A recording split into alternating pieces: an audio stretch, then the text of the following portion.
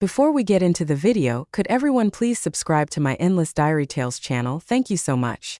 At her own birthday party, my fiancée publicly announced that she was going to marry another man. The guests exchanged glances and looked at me sympathetically. Unexpectedly, I started applauding and offered a ring as a blessing. I said, "May you have a long and happy marriage and many children." Chapter 1. I took off the ring from my finger and held it out, but no one accepted it.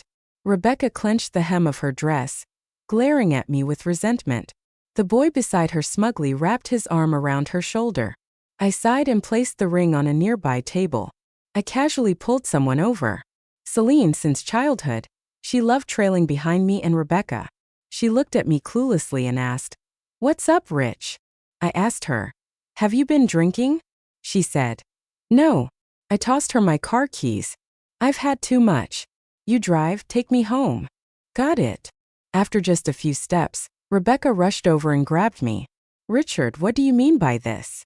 I rubbed my temples and said, "Yesterday, due to an unexpected incident, we worked all night at the company.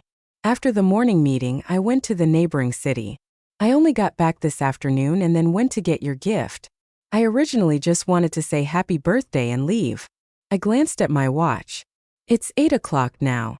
I have another meeting at 10 and a flight to Paris at 6 tomorrow morning. Miss, I'm too tired to play games with you." Rebecca stood there utterly bewildered. I was genuinely exhausted. My temples felt like they were being drilled into. Without saying more, I broke free from Rebecca's grasp and left. Celine drove me to my doorstep. As I got out, I handed her the birthday gift I had prepared for Rebecca, a car key. Rebecca had wanted this car for a long time. I went through a lot of trouble to buy it. Celine asked in surprise, "You're giving this to me?" I nodded and said, "Take the key and pick it up from the dealership yourself." "Thanks, bro." This time her gratitude was heartfelt. "Bro, are you breaking up with Rebecca?" "Yes, I'm canceling the engagement. If anyone asks, you don't need to hide it." "Got it." Rebecca really overstepped this time. "You should have taught her a lesson long ago." I smiled, waved her off, and went inside. After showering, I forced myself to stay awake to finish the meeting. As soon as it ended, I collapsed onto the bed without any delay. When my secretary opened the door to wake me the next morning, I was still in a daze. It felt like I hadn't slept at all, just closed my eyes for a moment. My phone was full of unread messages and missed calls. Some were curiously asking what happened between me and Rebecca. Others were gossiping about whether I was breaking up with her. Some expressed concern about how I was doing. Most echoed Celine's sentiments, that I should indeed teach Rebecca a lesson. Everyone thought I was just using this opportunity to curb her spoiled behavior, and that we'd reconcile afterward. After all, in their eyes, I was hopelessly in love with Rebecca, loving her to the point of losing all principles. Chapter 2. Rebecca was the girl I liked when my feelings first blossomed in high school. Back then, she was beautiful and flamboyant, bright and dazzling, impossible to ignore. I was no exception. So I confessed to her, "Rebecca, will you be my girlfriend?" She looked at me with a hint of disdain and said, "Top student, I don't like goody-goodies." Because of her words, in my youthful recklessness, I did many absurd things. Smoking, drinking, skipping classes, clubbing. I started hanging out with Rebecca. Until one day, she appeared before us, arm in arm with a refined-looking boy. She said, "Let me introduce my boyfriend." I suddenly realized it wasn't that she didn't like good students. She just didn't like me. Rebecca couldn't swim but was as promiscuous as they come. She had many boyfriends. Later, in our sophomore year of college, I got engaged to her. Skipping the dating phase, we became fiancé and fiancé. This hit a nerve for her. She wept bitterly but said viciously, "You resorted to such unscrupulous means just to be with me. Don't you know I'll never like you?" What did I say back then? I remember. I told her, "It's okay. I don't need you to like me. I just need you to marry me." From sophomore year until now, Rebecca has been my fiancée for 6 years. In those 6 years, her flirtatious behavior never stopped. She flirted with and dated different men. Sometimes I'd help her clean up the mess. Each time I'd only ask her one question. "Did you sleep with him?" She'd ask, "What if I did? What if I didn't?" I'd tell her, "If you did, you're free." But she was strange. Despite having countless admirers, she never let anyone touch her. I really didn't know what she was holding on to. Chapter 3. It was 3 days after I returned from Paris. During these 3 days, I had no contact with Rebecca. However, people in our circle frequently informed me of her whereabouts.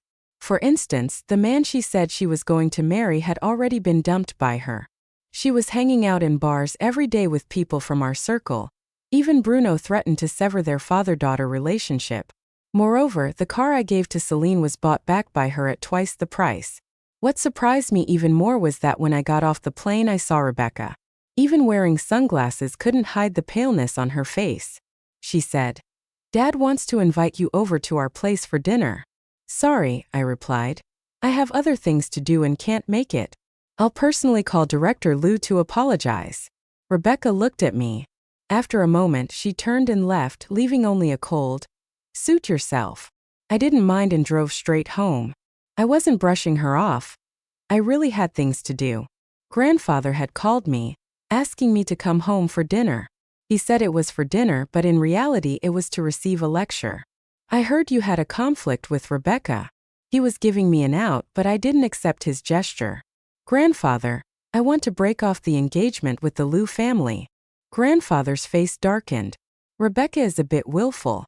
Do whatever you want, but I absolutely won't agree to you breaking off the engagement." "No, I want to call it off." Grandfather slammed the table. "Kneel down." I obediently knelt before him.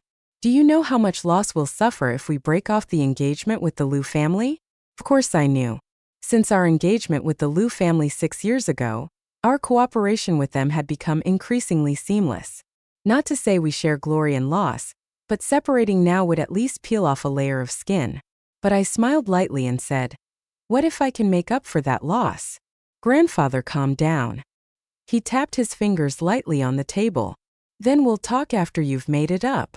So after leaving the old house, I sent a message to my competitor.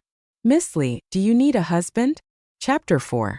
Emily was the quintessential golden child among our generation. No matter who it was, at some point their family would say, "Look at Emily. A well-rounded, wealthy beauty who excelled in every aspect. She disdained associating with us spoiled rich kids." It was only after I started taking over the family business that I had interactions with her. How should I put it? The golden child my parents always mentioned. I finally had my revenge. Last month, she and I bid on a piece of land at the same time. I won. I narrowly beat her price. This victory has kept me smug in our circle to this day. After sending the message, Emily didn't reply for a long time. Not until 11 at night did she finally respond. She sent a question mark. I excitedly bounced up, hugging my phone with a wide grin. I called her directly. "President Lee, are you busy?" Emily chuckled politely. "What brings you to call me, President Wang?" I got straight to the point. "Have you considered the question I asked you earlier?" Emily was silent for a moment. Then she said, "Husband." I took a sharp breath. Although she spoke without emotion, that word hit me right in the heart. Did she just call me husband directly? Should I reciprocate? While I hesitated, she spoke again. "Are you trying to introduce me to someone, President Wang?" I was speechless. So it was a question. Good thing my mouth wasn't faster than my brain. So I said, "Mainly, President Lee, you're at a marriageable age and I happen to have a suitable candidate. I wonder if you're interested." "Who?" "Me." Dead silence. Silence is the flute bidding farewell. Silence is the bridge of parting tonight. When I looked at my phone, the call had ended. A bit awkward. Of course, I wasn't going to give up that easily. So the next morning, I went straight to Emily's company. Seeing me, Emily frowned slightly, her gaze evasive as she said, "Do you need something, President Wang?" Was she pretending to forget? I wasn't going to indulge her. I said directly, "Opportunity knocks but once. Marrying me is a guaranteed profit with no loss. Place your order now and enjoy an ultra-value bride price package." Emily was speechless. She bit her lip and looked at me, saying, "Are you serious?" I said, "Did you think I was joking last night?" She said, "No, I thought you were drunk." "All right then." I looked at her sincerely and said, "And now will you consider me?" Emily sized me up for a long time and said, "I heard you had a falling out with Rebecca." "Seems true. But if even she doesn't want you, why should I take you? She didn't refuse outright. That meant there was room to negotiate. So I said, for the project on New D Street, I'll give you a 0.5% discount. Emily twirled the pen in her hand and said, 3%. Exploiting the situation, I looked at her incredulously. 1%. 3%. 1.5%, no more. 3%. I was starting to grit my teeth. Don't push it. 2% at most. Deal. I was speechless. Emily said, it's not about the money. I just like helping others. She's a total gold digger. Chapter 5. With things settled on Emily's side, I felt confident enough to negotiate with the Liu family. So I arranged to meet with Rebecca's father, Bruno. Unexpectedly, he brought Rebecca along. I hadn't seen her in a few days. She appeared even more despondent. Before entering the private room, Rebecca grabbed my arm. Why didn't you call me? What? Our engagement is between the two of us.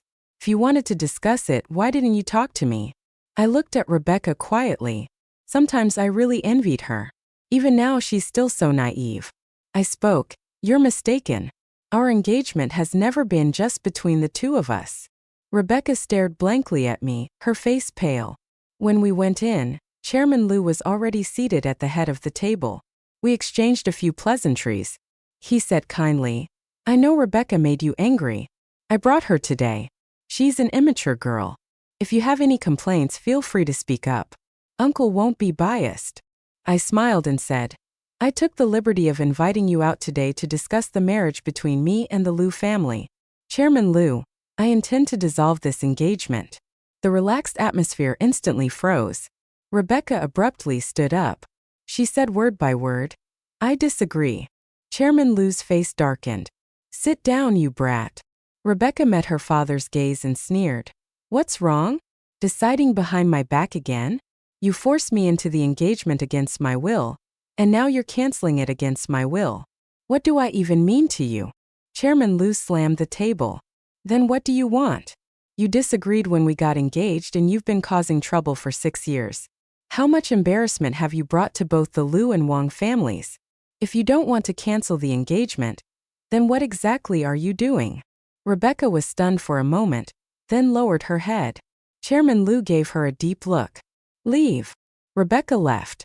Not only did she leave, but she also took me with her. She moved so quickly, grabbing my hand and running, as if we were eloping, that I didn't even have time to react. I was speechless. What was this all about? Rebecca, what are you doing? She said nothing, but her hand gripped my arm tightly, squeezing harder and harder. I forcefully pulled her hand away, leaving 2 long red marks on my arm. I hissed in pain and cursed angrily. Can't you trim your claws? It was as if Rebecca just snapped back to reality. She glanced guiltily at the marks and cautiously asked, Are you okay? I felt a knot in my heart. I really didn't know what Rebecca was up to. I always thought the obstacle to breaking off the engagement would be the Liu family. Maybe Rebecca could even help me. I didn't expect she'd become the first roadblock. Rebecca, what exactly are you doing? Haven't you always wanted to cancel the engagement? Now that things are going your way, what are you fussing about? After hearing my question, Rebecca suddenly laughed, but it looked more like she was about to cry. Going my way. Does my opinion matter to any of you? Have you ever asked for my consent before making any decisions? I seemed to understand what she meant. So you feel that me proposing the cancellation hurts your pride? No problem, you can propose it. I can even tell everyone in our circle that you dumped me. I smiled and continued. Actually, it doesn't have to be so troublesome. Didn't you already announce that you had someone to marry? Us breaking off the engagement now is perfectly reasonable. She said. That's over. I asked, what? Rebecca looked at me and said, I never intended to marry anyone else. I was silent for a few seconds. But you'll eventually marry someone else. This was something I suddenly realized at her birthday party. 6 years, I was already tired, but Rebecca seemed to have endless energy, still causing trouble.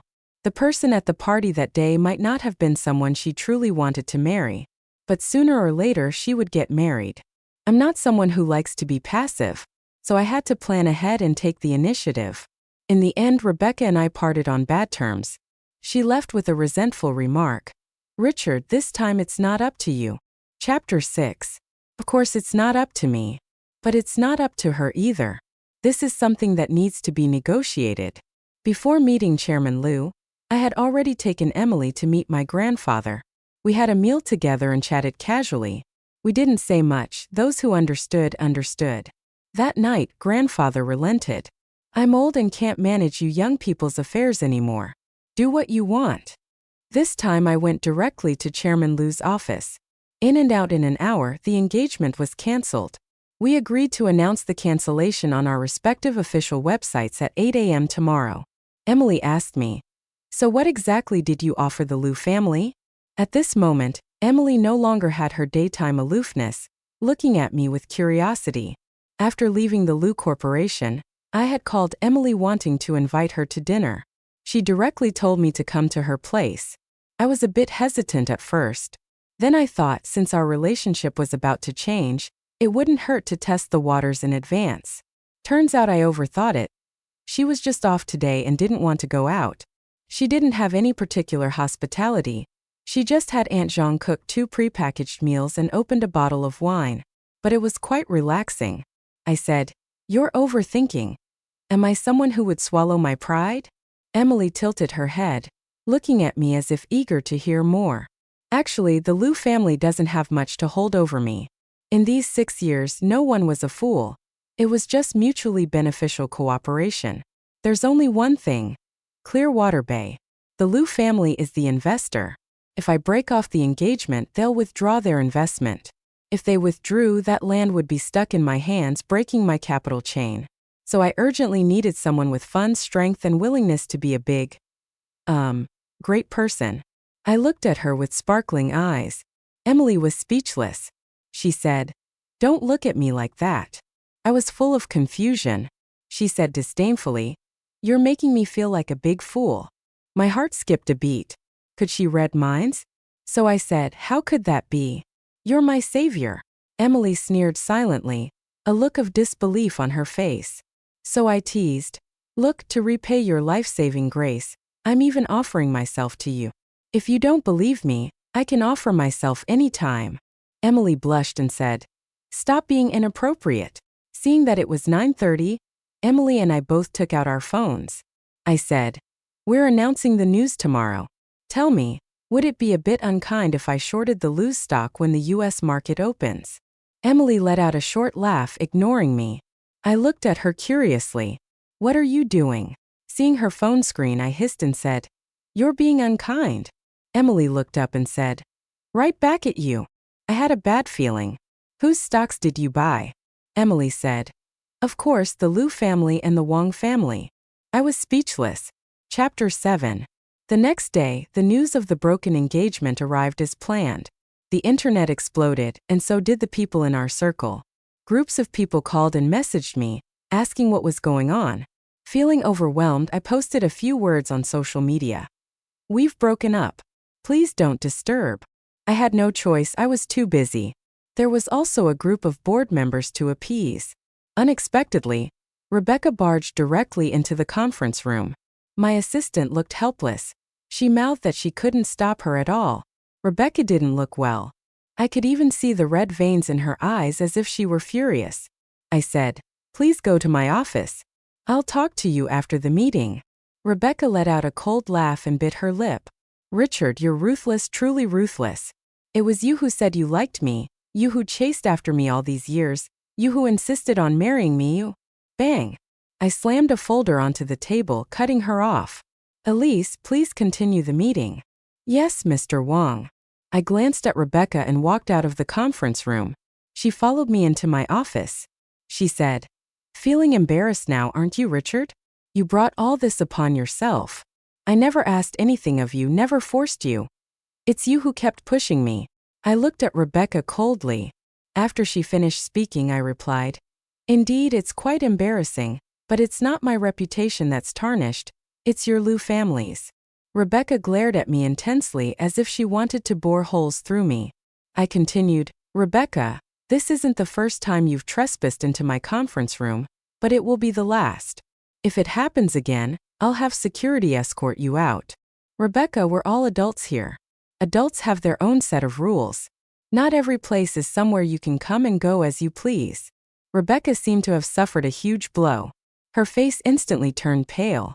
She murmured, "You said you liked me, Richard. You can't do this." Seeing her like this, I felt a bit helpless. "Rebecca, can you get a grip?" "Yes, I said I liked you, but when was that?" "The first time I told her I liked her was in high school. The last time I told her I liked her was also in high school. We were 17 then, now we're 26. Almost 10 years have passed. In 10 years my interests, tastes, and style have all changed drastically. I've long forgotten what it felt like to like you 10 years ago. Besides, does the fact that I liked you even matter to you?" Rebecca staggered back 2 steps. She said, "So you haven't liked me for a long time?" "Yes, you haven't liked me for a long time. All these years I've done so much, and you reacted indifferently as if it didn't matter. Even when I kissed others you acted like you didn't see it, and afterward you'd warn them not to spread the photos. I kept testing your limits, but you had no boundaries with me. As long as I didn't sleep with others it was fine." "Ha, as long as I didn't sleep with them. Everyone thinks you're madly in love with me, but only I know, you don't love me at all." Rebecca shouted, "Why? Why do you say you love me when you want to and say you don't when you don't? Why do you decide to get engaged and then cancel it as you please? Richard, who do you think you are?" I was a bit stunned and blurted out, "Because I have the ability to do so now." At the same time I realized something was off. "Rebecca, don't tell me you like me." Rebecca froze on the spot. She instinctively wanted to refute but suddenly held back, saying nothing. I felt it was somewhat absurd. "Rebecca, who taught you to like someone this way?" Rebecca seemed to see a glimmer of hope. "I don't know how to like someone. I've been wrong all these years. I won't do this anymore. Let's not cancel the engagement, okay?" It was the first time she spoke to me in such a humble tone. But it wasn't necessary. I said, "Rebecca, over the years my criteria for choosing a partner have also changed. When I was young, I liked someone beautiful and flamboyant. But now I like someone who can stand shoulder to shoulder with me, someone with whom we can mutually respect and understand each other." "You're not suitable." Rebecca never met my criteria for a partner, but the Liu family did. I used to think that if Rebecca wanted to fool around, so be it, as long as she didn't cause me trouble. But over the years, it's proven that she is trouble. Chapter 8, Emily called me. "Your ex-fiancé is still pestering you." I chuckled and said, "President-Lee, your information is quite up to date." Emily sneered. "It's not that I'm well informed, it's that your ex-fiancé is making too big of a scene." I felt a headache coming on. She kept referring to her as my ex-fiancé. Why did it sound a bit sour? But I wouldn't think she's jealous. Emily and I are the same kind of people. If someone were causing such a scene on her side, I wouldn't be happy either. I quickly promised, "This is the only time, it won't happen again." Emily acknowledged with a hum. After hanging up, I told my assistant to inform the front desk that Rebecca would need an appointment if she came in the future. After a busy day, I finally appeased the board members. At the end of the workday, I unexpectedly received another call from Emily. Her tone was somewhat subtle. "Your front desk asked me to make an appointment." I was speechless. But that wasn't the main point. I asked, "You're here." Emily didn't speak. I immediately understood. I said, "Please hand the phone to the receptionist." After resolving the issue with Emily, I instructed my assistant, "In the future if Emily comes, don't stop her. Let her come up directly." "Emily." My assistant looked astonished. I nodded. She silently gave me a thumbs up. Emily arrived. She didn't come empty-handed. She even brought me dinner. I was indeed hungry. But 7 or 8 packets of ready-made meals were a bit excessive, so I tactfully expressed that I couldn't eat that much. Emily was speechless. She said, "Can't I eat with you?" So Emily and I rearranged a spot in the office. We ate while discussing the Clearwater Bay project. After all, she'll be holding my lifeline in the future, so I needed to be open with her. By the time we finished talking, we were full. I asked Emily, "You didn't come all this way just to bring me dinner, did you?" Emily raised an eyebrow. "I've already met your grandfather. When are you planning to go meet my parents with me?" Her sudden words startled me so much that the water I was drinking got stuck in my throat. I couldn't swallow or spit it out and ended up coughing. Emily looked at me with dissatisfaction and said, "You're not thinking of burning bridges after crossing them, are you?" I suppressed my cough and hurriedly said, "How? How could I?" Only then did Emily's mood soften. She reached out and patted my back. She snorted. Pathetic. After a long while, I finally calmed down. I felt a bit helpless. I said to Emily, "To be honest, I don't have successful experience interacting with elders." I shook my head and didn't say more. My parents died early. I was raised by my grandfather. As for my grandfather, he's extremely profit-oriented. He groomed me solely as an heir, so our relationship has always been based on interests. If I harmed the interests, I'd get punished. Feelings didn't matter, it was all business. But Emily's parents are different. Because the one with whom I have a vested interest is Emily, not her parents. For a moment I felt a bit melancholic. But Emily didn't mind at all. What's there to experience? Just cater to their preferences. My dad loves tea and my mom loves beauty. I took a deep breath. When? Next weekend. All right, got it. Emily frowned at me. What's wrong? I asked. She sighed helplessly. Don't act like you're marching to your doom. My parents won't eat you. Besides, I'll help you smooth things over. Chapter 9. Being with Emily is very comfortable. She understands boundaries and knows when to advance or retreat, never making you feel offended. And since being with her, I've been making more and more money. Could you be my lucky charm? Emily laughed and said, "Your ability to attract wealth isn't bad either." Satisfied, I extended my hand. "Pleasure working with you." Emily cooperated and shook my hand. "Pleasure working with you." I hadn't seen Rebecca for a long time. Just when I was about to forget her, she found me looking haggard. Recently, she'd been acting recklessly. Her clothes were becoming more and more revealing. She stayed in bars later and later. Every day, I could see all sorts of wild nightlife on social media. I even received a few calls. They said Rebecca wouldn't leave no matter what and insisted I go. They asked me to consider our past relationship and persuade her. Most of these people were blocked by me. Gradually, things quieted down. I didn't expect her to show up at my doorstep. She stood by the door holding a bottle of wine. She seemed to have lost all vitality, looking lifeless. I pretended not to see her and was about to open the door and go in. Rebecca grabbed my hand. I whispered sternly, "Rebecca, let go." Rebecca's hand was trembling. Just as I hesitated whether to take action, she let go. I breathed a sigh of relief. As I was closing the door, Rebecca spoke. "I know everything." I was stunned. "What?" She looked up at me, tears seeming to well up in her eyes. Even her lips were trembling. She said, "My dad told me. If it weren't for you choosing to get engaged to me back then, he would have brought his illegitimate son home long ago." Rebecca raised her arm to cover her eyes. "He actually has an illegitimate son just 2 years younger than me, and I never knew. The day after we canceled the engagement, he let him into the company and I didn't know. Not long ago he transferred 2% of the shares to him and I still didn't know. Until yesterday he brought him home. He said that's my brother and told me to get along with him. How is that possible? Is he crazy?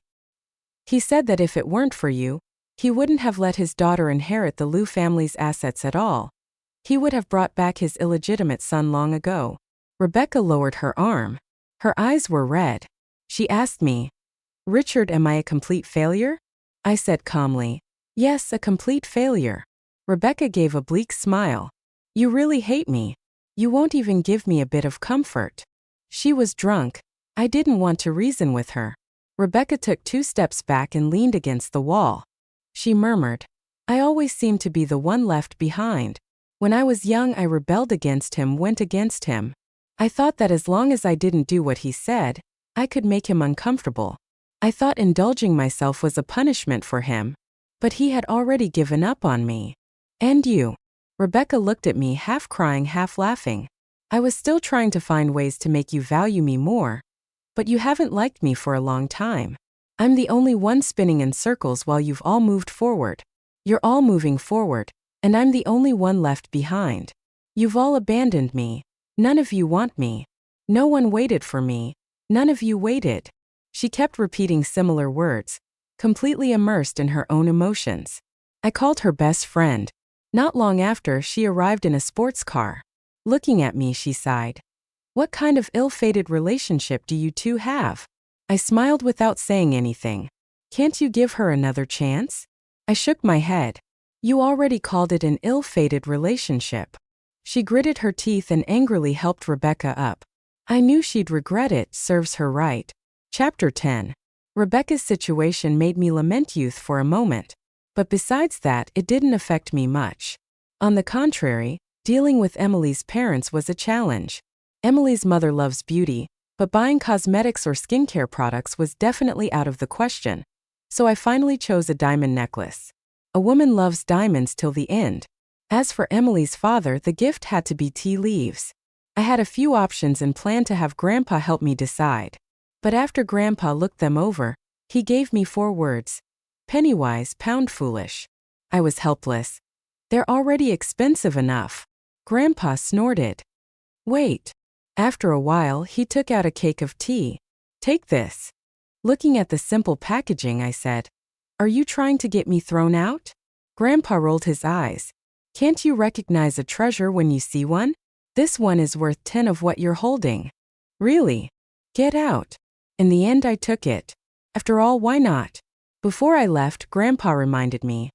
When you go to someone else's house, speak nicely. Listen when elders talk. Don't argue. I was quite speechless. I wanted to retort. When have I ever argued? But saying that would seem like arguing. In the end, I could only shut up, aggrieved. Soon it was the weekend. I had the driver take me to pick up Emily. On the way, I was like a mute. The air in the car was suffocatingly quiet. Suddenly, Emily held my hand.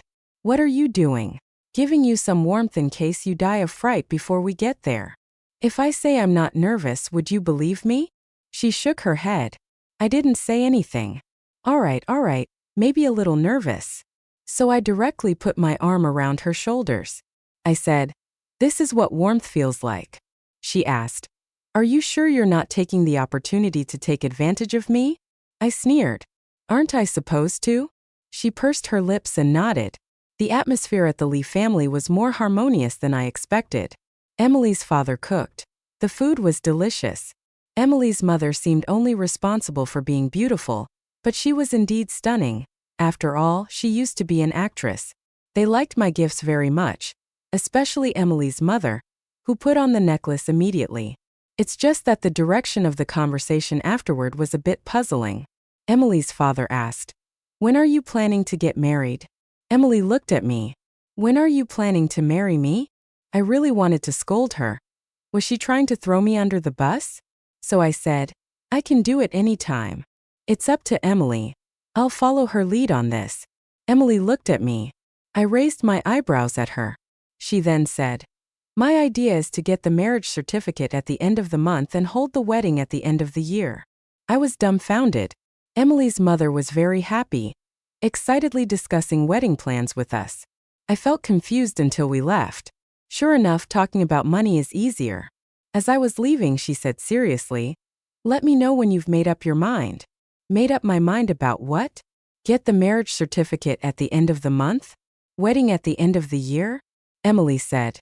In business, we need to add some insurance to our cooperation. Isn't marriage a natural thing? Lying in bed that night, I began to think about marriage. I weighed the pros and cons, analyzed gains and losses, and found myself in a dilemma. But after drinking a glass of water, I suddenly had an epiphany. Emily seemed to have given me a false proposition. I originally intended to marry her. Does it matter whether it's sooner or later? Obviously not. So I sent her a message. Emily, I've thought it over. Emily replied with a question mark. I ignored her and went straight to sleep. The next day I told her, Let's get married. Emily looked at me speechlessly and asked, Are you sure? I was puzzled. Weren't we originally planning to get married? After saying that, I immediately signed a check for $200 million and handed it to her. Emily nodded sincerely, saying, Impressive as always, Mr. Wong. It wasn't until years later, after our daughter was born, that Emily told me, Back then I thought you'd give me a romantic proposal. But no, impressive as always, Mr. Wong. Just handed me a check, no frills. So you agreed? Yes, making money is nothing to be ashamed of. Chapter 11. Emily and I scheduled our marriage registration for 3 days later. Because on that day, Emily would officially invest in Clearwater Bay. Then, when we announce our marriage certificate, it would be a win-win. Today, someone from the Liu family was coming over to discuss our future collaboration. What I didn't expect was that the person who came was Rebecca. Surprised for 2 seconds, I quickly stood up to shake her hand. President Liu, pleasure to meet you. Rebecca looked at me, gripping my hand tightly for several seconds before letting go. She said, President Wang, pleasure to meet you. Without much small talk, we got straight to the point. What surprised me was that Rebecca didn't take the opportunity to propose any conditions. All the contracts were in accordance with the previous agreements. She said, Rest assured, President Wang, our personal matters won't affect the collaboration between our families. I wasn't sure if Rebecca had done something behind the scenes, but it didn't matter. After all, only a fool wouldn't take advantage of a good deal. So we happily signed the contracts. President Wang, would you like to have a meal together? I nodded and said, Of course. Since Rebecca decided to get involved in the company's affairs, we'd have plenty of opportunities to interact in the future. After all, it's wise to leave room for future encounters. Rebecca chose a place I often visited, though it was my first time going there with her. She ordered dishes that I mostly liked, but I pretended not to notice. I raised my glass. Thank you for your hospitality today, President Liu. I hope we have pleasant cooperation in the future. Rebecca looked at me with a bitter smile. Do we need to be so distant? Now that we're no longer engaged, can't we at least be friends? The more friends, the better. I put down my glass and said, Of course we can. Rebecca was stunned.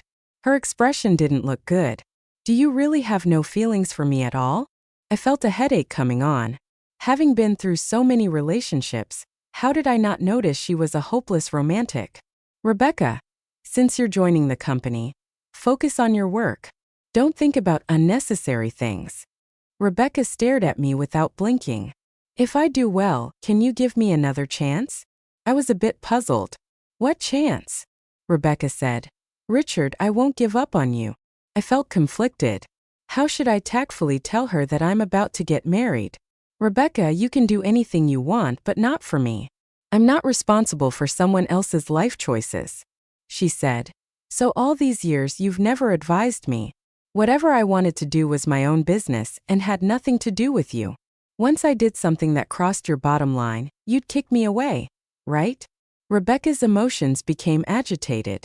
I looked at her and said, So are you blaming me? Rebecca's eyes showed panic. She said, That's not what I meant. I rubbed my temples. Rebecca, I've carved my own path through hard work and setbacks. I can't even be sure that the road I'm on is the right one. Why should I plan your life for you?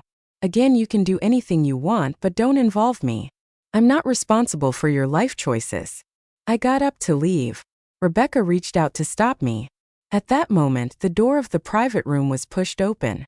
Emily walked in. I heard from the manager that you were here. I stepped forward and put my arm around her shoulder, saying, Let me introduce you. This is Emily, my wife. Ignoring Rebecca's pale face after her stunned reaction, I pulled Emily away. What? Using me? What? Aren't you? Am I? Has the law recognized it? Then can I exercise my husband's rights in advance? Emily chuckled softly and held my hand. Of course you can, hubby. Chapter 12. It seemed I had greatly upset Rebecca. She grabbed me regardless of the occasion. Don't do this, Richard. Don't treat me like this. You're lying to me, right? You're taking revenge on me, aren't you? Her eyes were full of pleading as she looked at me. Before I could react, Emily directly slapped her and said, Miss Liu, please have some self-respect. Rebecca covered her face, her eyes filled with rage. She growled, Get lost. Give Richard back to me. Emily smiled slightly and said, Miss Liu, you and Richard have already canceled your engagement. She shouted. This is between Richard and me. It has nothing to do with you. With that, she quickly raised her hand to hit Emily. But just as she was about to make contact, I grabbed her hand, pulled forcefully, and pushed her to the ground. Are you okay? I asked, looking at Emily with concern. Rebecca, who had been looking at me, now had the light in her eyes extinguished. I sneered at Rebecca and said, "Rebecca, this is really meaningless. Whether you're truly regretful or not, we've already canceled our engagement. So please swallow your emotions, even if it bites, and stop bothering me." Emily and I went down to the underground parking lot. Before getting into the car, she suddenly pulled me. "What's wrong?" She looked at me with a smile in her eyes. "President Wong, you're pretty cool. I found that I kind of like you." I raised an eyebrow. "Just a little?" Emily said. "Then a bit more." I lifted my hand to smooth her hair and said, "Approved by President Wong. We have a partnership, we're going to get married. We might even spend a lifetime together." I don't mind developing feelings with Emily. 2 days later, Emily and I got up early. We rushed to the Civil Affairs Bureau, where our assistant had already taken a number for us. Shoulder to shoulder, head to head, we took a registration photo. To be honest, my heartbeat accelerated at that moment. We obtained our marriage certificate as quickly as possible, and then hurried back to the company. Emily officially invested her funds. Then our official website posted our partnership and marriage certificate. "Mr. Wong, happy newlywed. Looking forward to our cooperation. Mrs. Wong, happy newlywed. Looking forward to our cooperation." Chapter 13. After registering our marriage, Emily and I moved in together. I bought a property very close to both our workplaces. We're very compatible, whether in work or in life. This made my life gradually more fulfilling. Feeling triumphant, I began to expand my business territory. I wanted to dabble in any profitable industry. No way around it, after a strong alliance one becomes bold. Gradually, Emily and I were dubbed the money-making couple. I gladly accepted this title. I hadn't followed news about Rebecca for a long time. When I heard about her again, she had already been sent abroad. This made me quite curious. Her father was indeed very disappointed in her. No matter what, she was the daughter he had loved most since childhood. His grooming of an illegitimate son wasn't because he preferred sons over daughters, but because he wanted Rebecca to get back on the right path. The Liu family wasn't a feudal household. There was no throne to inherit, so there was never any talk of abandonment, especially since Rebecca had now started doing proper work. So what exactly happened that made them send her abroad? I asked Emily. She hesitantly explained to me. She wanted to fight me to the death, and her dad found out. Fight to the death? How? Rebecca's idea was simple. Steal business. She wanted to snatch it aggressively regardless of cost or profit. But she had no say in the company. As soon as she issued the orders, her dad found out. They had a heated argument. Rebecca threatened that she wouldn't let Emily have peace. Such willfulness made her father completely disappointed. To prevent her from causing trouble, he simply sent her abroad. "Why didn't you tell me?" I asked. She glanced at me. "Tell you what? That your ex-girlfriend is still hung up on you? Are you that idle?" Of course I'm not idle. I'm very busy. I have to manage business and prepare for the year-end wedding. My plan was to outsource it and accept various sponsorships.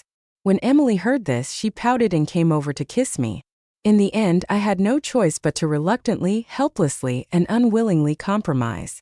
Later, that wedding was arranged by me to be very grand, like a dream. Rebecca also came. She was dressed elaborately, as if to steal the groom. But she did nothing, sitting quietly and leaving quietly. Afterward, Emily tiptoed and kissed me. She said, "Mr. Wong, please take care of me for the rest of our lives."